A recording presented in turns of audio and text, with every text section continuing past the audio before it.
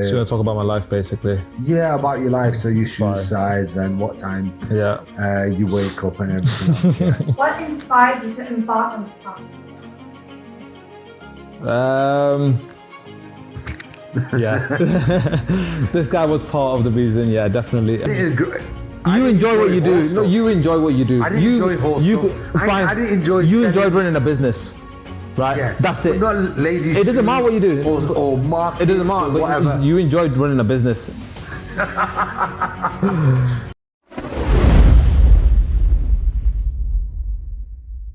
Today, having this chance to speak to you, what we're going to be doing is me and my team are just going to ask you some questions on business experiences, how you got started, fears of getting started. It's just to encourage all of them people that are having that doubt, having mixed feelings, mixed emotions, and hesitant, and just that withdrawal symptoms on wanting to start their own business. They've got this amazing idea, or they've really got the drive to make something successful because they're naturally very talented or hardworking, but because of society pressures or family pressures or responsibility pressures, they're not able to take that leap and just start a business. So that's what this interview or this discussion is going to be based around.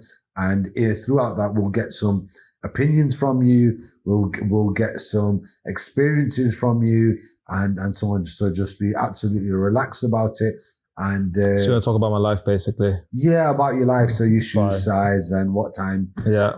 you wake up and everything else. Yeah. Just as important That's as fine. it. So we'll start off. So Anisha, do you have any questions you want to ask first? And then we'll do the rest of it. Yes. What inspired you to embark on this path? What inspired me to start my own business? Yeah. This guy was part of the reason. Yeah, definitely. But I think what inspired me, was, Can I change this question slightly? if you want, yeah. Let me change the question. When was the first time you had a thought of starting your own business? Because this is going way back. Yeah, so I'll combine my answer for answering both the points you've raised there. I think the first time I thought about setting my own business up was when I was working for somebody else, and I've never had an issue working for anybody else, and I wanted to generally progress. I'm an accountant background, so I wanted to kind of be a financial manager, FCA or director and so forth. But I think I kind of realized at some point working for a multinational that there was only so far I was going to go, and there was only so much difference I was going to make to people around me, and my benefit was going to be essentially to the company only. And the company will only give you back so much. And I think I could make a bigger impact in society by doing my own business. And as a qualified accountant, I've got certain options for what I can do and what I can't do. One of the options was to be able to help other accountants who are either trainees or qualified in helping them on their journey, similar to how somebody helped me on my journey. And I think that was the first time I thought about whether I wanted to do my own. I was a bit hesitant at the time, but I think that was the driving factor, was to have a greater impact on people around me and the society around me. And generally, I think that's kind of motivates me. And I think that's when I kind of spoke to yourself as well. And I think I was having your own business at the time. I kind of hesitant in terms of, should you take that leap of going from an employed, secure job, having regular income, to being unstable, don't know what tomorrow's going to bring, having your own job? Are you going to get the clients? Are you going to be able to do the work? Are you going to be able to provide the service that people are asking for? Not knowing those factors kind of always puts you off a little bit. But I think, alhamdulillah, in the end, I think we made the right decision, and then it's just been kind of upwards from there. And I think he's missing two major points. I think I know his life better than him, and I remember it better than him. The first time he thought about opening or starting his own business was when he finished uni. He needed training. He needed experience to sign his degree off. What happens here in the UK is once you've done your degree, you need some experience, which then gets signed off by whatever industry you're in. So for instance, in this case, accountant, he needed some experience. the thing I had was I had a family member, distant family member called Uncle Siddiq, who's an accountant. So Bilal wanted some experience. So we orchestrated, spoke to Uncle Siddiq. We got that all sorted. Yeah. Although Bilal was very particular about his processes, and the typical accountants that was out there at that time, they weren't. They were very old-fashioned. They were very old-fashioned, still working on books and paper documents and stuff like that. Bilal started, and as soon as he started, he complained to me one day. These guys are still doing this. They're still doing X, Y, and Z. I was like, Billy, it's sweet. Be happy they're still doing that. Start your own business. And I still remember it, but he totally disregarded that at that time. Anyway, we got the experience. They wanted to keep him on, but he got a much better paying job with a renowned firm. Yeah. He moved cities. When he moved cities was the second time I had this conversation with him. And that was when his beliefs as a Muslim kicked in, and there was a client where he was working, and there was some sort of religious holiday at the same time. There was some question he had, and at that time, Bilal was finding his way to his religion more than he did when he was younger than that. And he had a question about interest, about accounting and interest. And that's when I said to him again, forget all this nonsense. Start your own business. He's laughing now because now I'm laughing because I didn't realize you actually listened to me all this time. I thought you just so yes, no. That's it. I don't listen. All I look at or listen to are the points that concern me, and that concerning me was I want everyone around me to be successful. I want everyone around me to enjoy the perks of life, to enjoy the best feeling there is. And the best feeling in this world is helping someone. There's nothing better than helping someone. Don't undermine, don't disregard the feeling and the spirituality of going on an Islamic pilgrimage to Mecca and Medina. Alhamdulillah, it was absolutely amazing. But the feeling, the satisfaction to help someone stand on their own 2 feet, that saying goes... it goes a million miles. Give someone a fish and you feed them for a day. Teach them to fish and you feed them for a lifetime, right? Being a friend, this guy helped me out on something that I'm not going to mention on camera. We'll leave that on camera. He helped me out once upon a time. He won't remember what it was because for him it was minor, and for me it was a big thing. His house was where we would chill when I was, it was the only place I could tell my parents that I'm going. That was legit. So I was the one who was getting in trouble because, he's always at his house. So one day I was stuck and he seen my face and he was like, what's up? And he asked me. And anyway, I told him and he helped me out. So on that front, I had to pay him back. And my way of paying him back was to say, Billy, I'm in business. You need to get in business too. Right? So that was the 2 instances where I kind of started that conversation, but he didn't wholly take it serious until he moved back to Manchester. And then we'd meet more regularly. He'd see everyone around me doing business, and he finally started to creep towards starting their own business. I think so. I mean, just touching on what you said there. So, I mean, I didn't really kind of go into it. That's what it was. After finishing university, for me personally, we need as an accountant 3 years qualification, experience, and education. So the education wasn't the difficult part, but I think unfortunate circumstances around the economic crash around the world, it was hard for finding jobs, and yourself was the one who kind of managed to sort a placement out for me. And I think I remember this kind of very, it's just fresh in my mind. Funny enough, that Uncle Siddiq is our cameraman's uncle. Oh no! Yeah, I want to refrain from saying anything further about him. So be careful. Right. So thanks for the warning. But so I think I was about 2 months away from losing my kind of experience because it had been about 2 years since I've been kind of looking for a training contract. I think with CA, chartered accountants here in Pakistan, you can't just work for any firm. You have to work for an authorized training firm.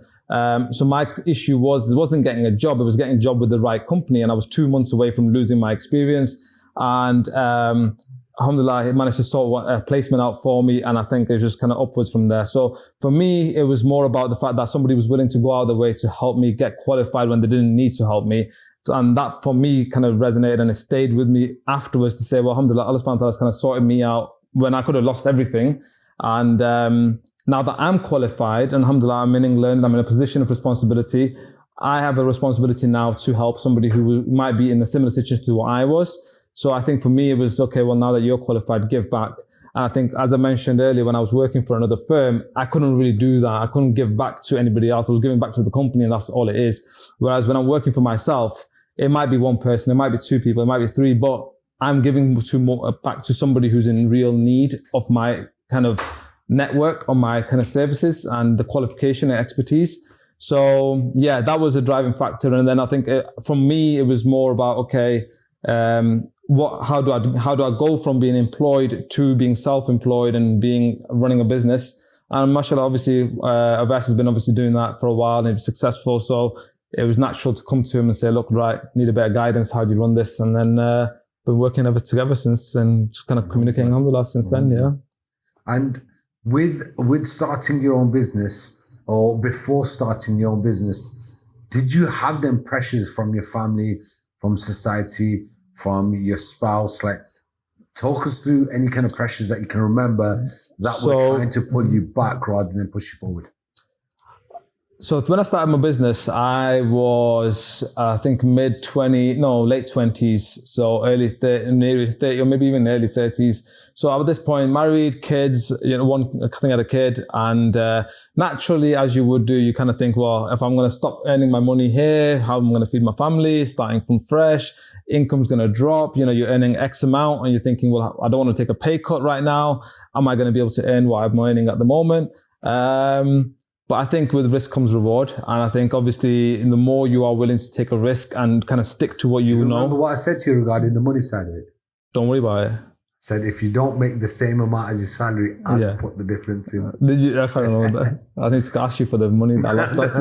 You made lots more, don't worry about it. Let's make a last year. But yeah, so I think, there's always that first year where you take a dip, because you're seeing your income coming in from your own job, and then you're seeing a little bit of income coming in from the employment that you're still kind of winding down. And then all of a sudden you just see that money go, and you think, oh, wait, 1 second, I was comfortable where I was.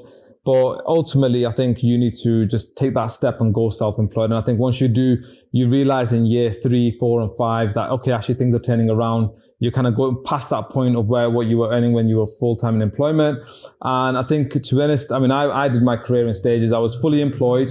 I was doing contracting, and then I was doing full-time my own business. And I think every point where I kind of switched from being full-time employment to contracting, I thought, I'm not going back to employment. When I went from being self-employed, I thought, I'm not even going back to contracting anymore. It's just, you just don't look back and you just carry on. But I think the key is that even if you are going to do this, you have to make sure that you're going to stick to it. You can't just look at one. The money for a second. Yeah.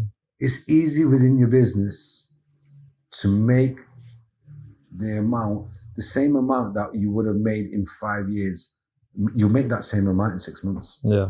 At times a month. I think don't come into it where people kind of tend to fail to start their own businesses, because all they're thinking about is money. Yeah. Now, I know Billy, and I can bring the biggest problem to Billy, and he won't feel like he's being burdened with a problem. It's more so a chance. Can I fix this? Do you know that drive to kind of every businessman, every director, every higher level manager is a problem solver. So any kind of riddle, they're going to scratch their head. A little kid could come to them with a little riddle, or you see it at the back of them, chocolate penguins, and you're thinking about what it is. And if you don't get it, you're kicking yourself thinking that, oh, damn, why didn't I get it? So regardless of how big the problem it may be, it might be something in your personal life, business life, someone else's personal business life. When that problem comes and is placed in front of you, presented to you, it's actually a real kick, a real buzz to be able to fix that problem. And I'd say the best experience or the kind of kicker or the kind of driving force And may businessmen identify this or don't, but that's what they thrive on. Yeah. The underlying thing is coming over them challenges. And it's very important for new businessmen to have challenges what are manageable that they can actually get over. Because if you come to a wall and you a challenge which is placed like a wall in front of you and you're not able to actually get over it, you'll demotivate yourself. You'll set yourself up like that will become like your the monster in the closet under the bed that you're fearful of for the rest of your life. So it's imperative that any challenges you come, firstly they manage. So that's where then comes in managed risks in business, taking managed risks and not taking risks that if you fall back, if you fall short, if you are not able to deliver or get over that risk, you're still able to pick yourself up and say, I'll fight that, I'll challenge that another day, and not let it just totally be the end of you. I think there's stages to it as well. I think you need to not jump into your own business thinking I'm going to make money straight away. I think it's important to go get the experience. I think you need to learn from somebody first. Taking risks that if you fall back, if you fall short, if you are not able to deliver or get over that risk, you're still able to pick yourself up and say, I'll fight that, I'll challenge that another day, and not let it just totally be the end of you. I think there's stages to it as well. I think you need to not jump into your own business thinking I'm going to make money straight away. I think it's important to go get the experience. I think you need to learn from somebody first. I didn't just go straight into accounting and think, I'm qualified now, so let's start my own business up. I did, I think 5 or 6 years working for other firms, multinationals, variety of roles, just to get that exposure, understand how the processes work, understand the systems, and then take that knowledge and implement it in my business. So I think, if you think, oh, well, somebody's got their own business and I'll just go jumping straight into it and I'll make money as well. No, that's not quite that easy either. You get the relevant knowledge, get the experience, go do what you need to go do first, and then have that mindset that, okay, I'm going to take this knowledge and set my own business up as well. And I think, at that point, you will have a level of confidence. Okay, I know what I'm doing. I'm good at my role in my job. I know what I'm doing.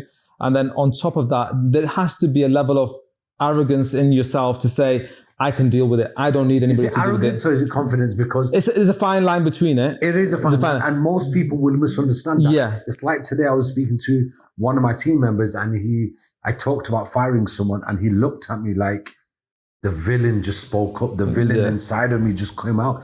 And then I had to go on to explain to them, it's not about being a villain. Someone might perceive you as a villain for firing someone, but if I don't fire that one bad egg, then it's going to affect everyone else. Yeah. And even you, the person speaking to me, will also be affected by it. You'll feel the pinch of it, keeping that person. No, there's difficult decisions you have to make in business. That arrogance and confidence is a fine line. What you can't do is go around justifying yourself to a team. That I'm not trying to be arrogant. I'm just being confident. You don't do that. No, it's not. No, you can't explain them. Not everybody's going to be happy every time anyway. There's always going to be a scenario somebody's unhappy about something, and I think it's fine. That we had. Yeah. A recent experience. So it's fine. I mean, not everybody's going to be happy, but I think what's more important is you just have to be fair and consistent in your kind of application of what you do. And as long as you're fair and consistent, then I think the rest just puts into place. So Alhamdulillah, he came away. And I knew if he comes, and this guy that I'm talking about, I seen him them days, 10 years ago, giving a £20,000 watch because one of my other friends said, I like that watch. Let me try it. He goes, keep it. The first day I met him, big heart. The first day I met him, he gave me his £30,000 car. Say, I needed to go somewhere. And I said it to my other friend, I need to go here, give me a car. He goes, take mine here. So people don't do that. Big heart, massive heart. I'm just waiting for a very angry comment from Mr. Riaz on our YouTube channel. Mr. Riaz can He's go. too nice. He won't. He's too good. He's even till now, he's actually been a guide. Yeah, he's helped. I work with him until now, and I see he supports my business, and he's there for guidance and help. He's a genuine guy. Yeah, he was coming out of his kind of driven career where he's just living off and wants an easy life now, and Billy was coming up. So do you know when you get to that kind of stage in business where you're kind of happy with where you are financially and within society, again, it comes back to that thing. You want to help someone else. It's not the But money. you don't Money want can't to be the help. drive. I mean, the money is the drive for some people, and it's fine. You want The to be money is snapped. part of But I the think- journey. It's like collecting but coins. Money's a byproduct of the whole thing. You need to have a overall goal of what you're going to do. If you're going to aim for £1 million and you get to £1 million, what's the point? You shut your business down now. You don't. You got to keep going. So what's your ultimate goal? Are you trying to, and if you're going to bring deen into it a little bit as well, which is what Muslims as we should do, then what's your aim? What are you trying to do with this business? Are you trying to bring risk to other people and their families, etc.? Are you trying to leave a legacy or something sadaqah jariyah for yourself? What are you doing with your business? Do something that's going to benefit. If you're going to go to work just for money, your whole life's wasted just doing nothing, just making money. Bored of it. Yeah, but you've just wasted your whole life with no intention, the wrong intent. You just tweak that intention for something to benefit somebody else, and now the same day and the same routine is benefiting you for the rest of your life, and you're benefiting other people along the way. So it's about the mentality and how you do it, and then some people for and obviously years who've done nothing. Yeah.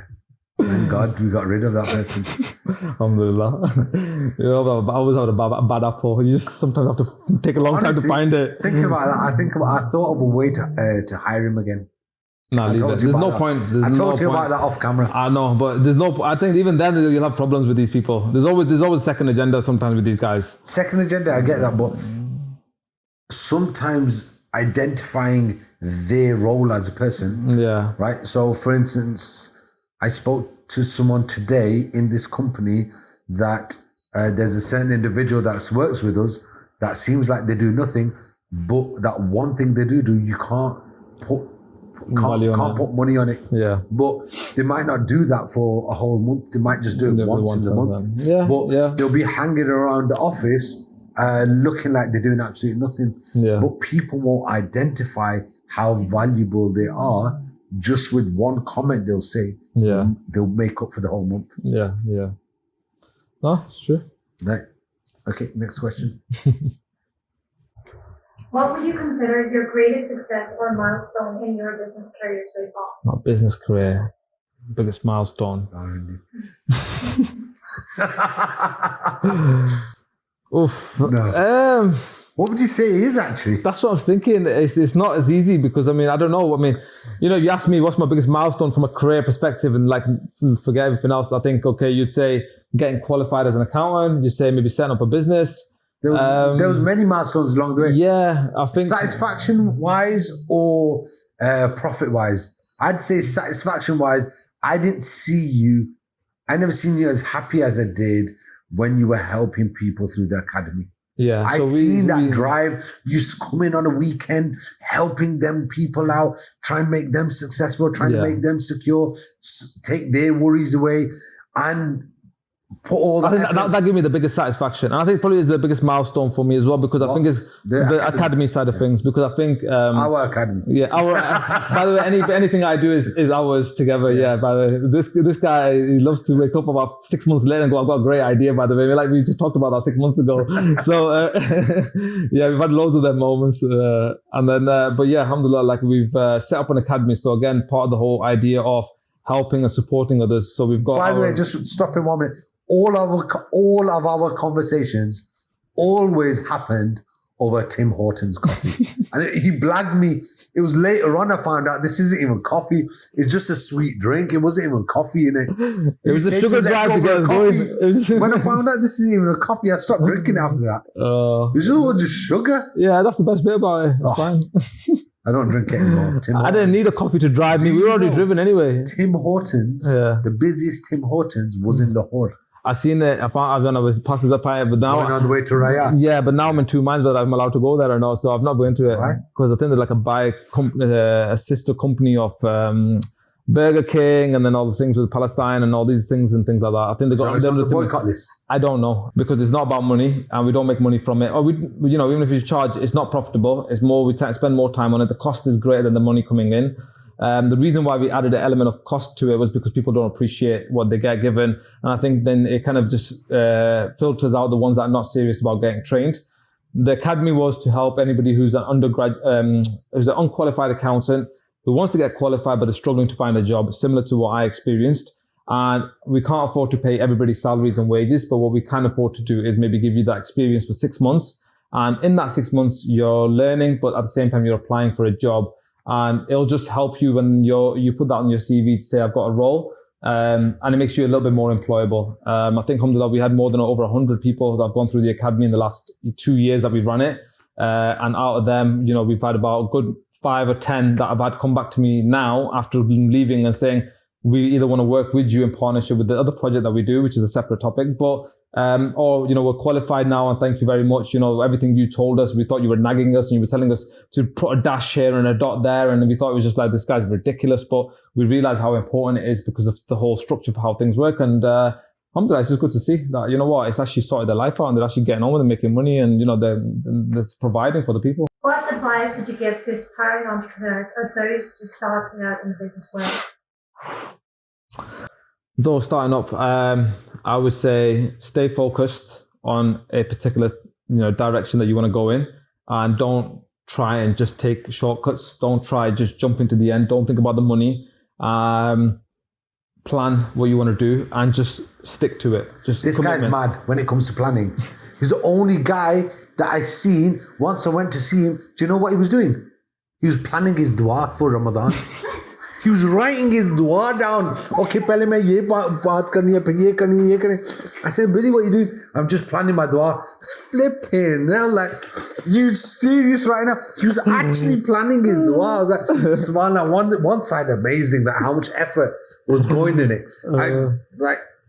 Like you close your eyes 1 minute. Do you think someone that's putting that much effort in, Allah's not going to think, I love that kind of action? That someone's writing their dua down in Ramadan, that I'm going to ask for this, I'm going to ask 27th night, I'm going to ask for this and that. Like, imagine that. But from like a day-to-day routine, I feel sorry for his family.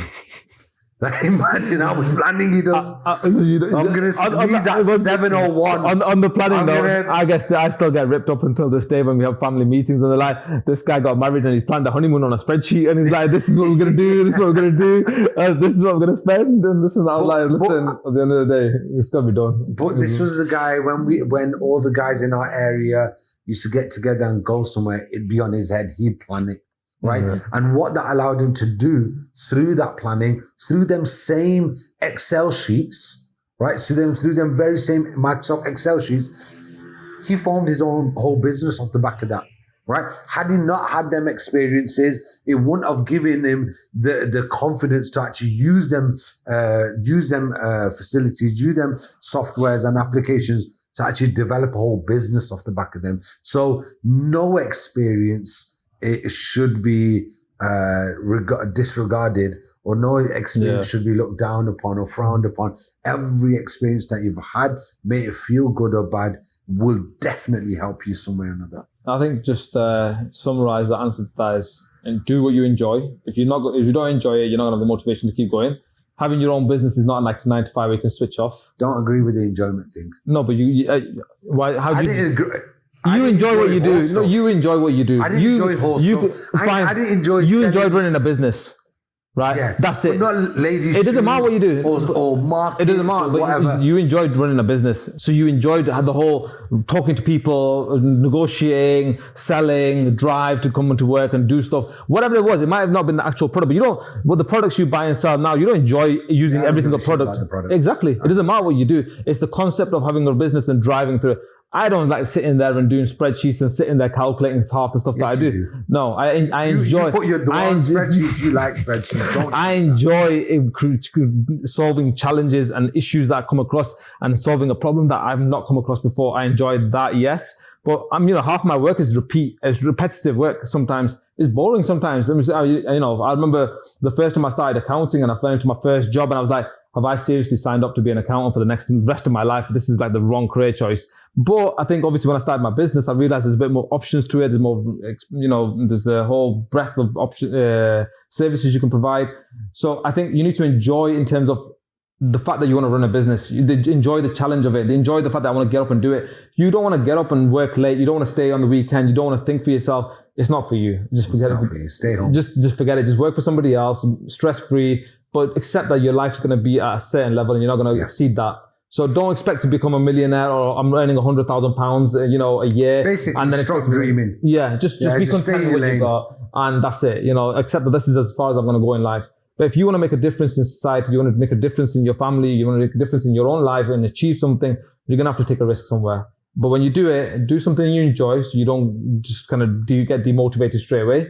Don't get put off by the first hurdle that you come across and it doesn't go your way.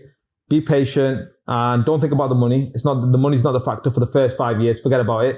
It's about get the setup right, get your foundations right, and then just keep building on it. And, you know, alhamdulillah, you got clients and people coming through the door that I've never even spoken to, never even met. I don't even know who these people are, but Allah subhanahu wa ta'ala opens doors from other, and you're going to get your risk no matter what. So you just have a choice of how you want it. Go work for somebody else and get it, or do your own thing and get it. But if you're going to do your own thing, do it right. Just don't do a half a job and then you're just tarnishing your own name.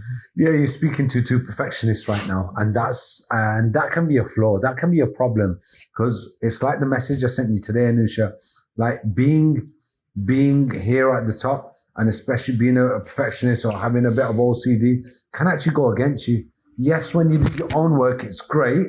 But if you have to hand over any piece of work to someone else, it's a nightmare, because you'll never be satisfied with it because you didn't do it. So make sure this video is all on top, yeah, and better than what you can do. Make sure. Otherwise, I'm not going to be happy with it. He done some editing yesterday and came and shown me. I made a slight change to the end of it, and it was. So you still weren't happy with it? You still made a change to it, innit? Yes. You couldn't be happy with it. I had to put my. You couldn't just say alhamdulillah, yeah, there you go. No. This is what. What are your future goals for your business now, and how do you plan to achieve them?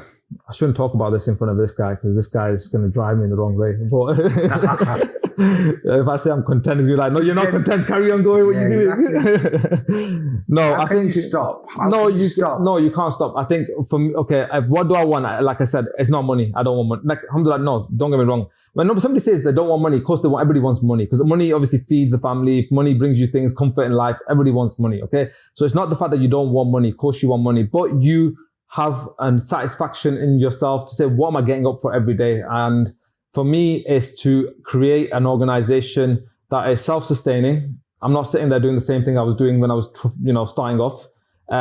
It gives an opportunity and employment to other individuals. It gives a career path for people to come through and get qualified. It supports the academy, which will open up doors for not just people in the UK, but in Pakistan, inshallah, as well. And then also on the new project that we're working on at the moment, which will be for qualified individuals, exactly what we're talking about right now, which is to be going from a 9-to-5 job and opening their own accountancy firms, if that's what they want to do, and us supporting them in the back of it. And ultimately, the end goal is for all this to be self-sufficient, that it carries on even if I'm not around. And that's what I want. Brilliant. All right, I think we'll wrap it up there. Thank you very much for coming in today, speaking to us, telling us about your challenges, telling us about what drives you, being an inspiration for someone that wants to actually help others as well, not just earn money. And if more people, regardless of what background, what culture, what society, what religion they come from, if it was only that the people would come out and do something good for themselves. And in the making, if you make a business for yourself, you're naturally and it's a reputable business, you're going to have to employ people. Yeah. And then people are going to be associated to that brand, which gives them respect and gives them authority and gives them a comfortable way of life as well. So in the making, you do help many people. So thanks for being an inspiration from Muslim perspective. Thanks for being another Muslim that's trying to motivate others to do good. Inshallah. Thank you very much. Jazakallah khair.